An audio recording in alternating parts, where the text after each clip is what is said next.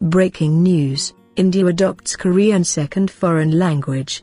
It was announced on the 31st that the Indian government adopted Korean as the second foreign language course in the Indian regular education course on the 30th, the previous day. According to the Indian government's new education policy, Korean has been added to Thai, Portuguese, and Russian as a second foreign language recommended subject.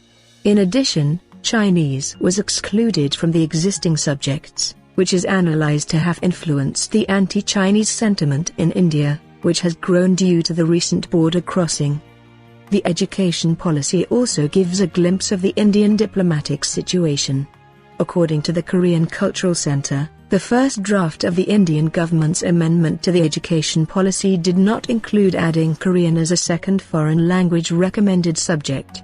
However, it was reported that the Embassy of the Republic of Korea and the Korean Cultural Center of the province also actively suggested the need to adopt Korean language to the Ministry of Foreign Affairs of India and the Ministry of Human Resources Development, now renamed as the Ministry of Education, in the process of collecting opinions on the new education policy.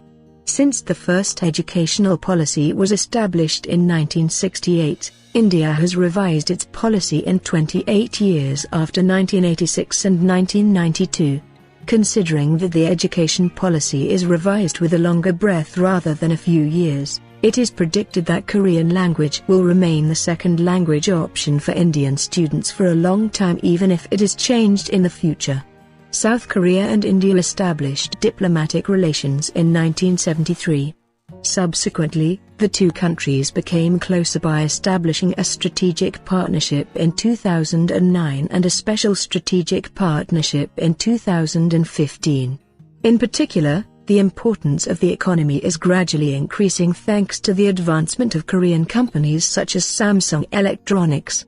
In July 2018, President Moon Jae-in visited India to hold a summit meeting with Prime Minister Modi, and in February 2019, Prime Minister Modi visited Korea to discuss with South Korean President Moon Jae-in the new South Korean policy, Korea, and the new Eastern policy, India. They shared it with each other.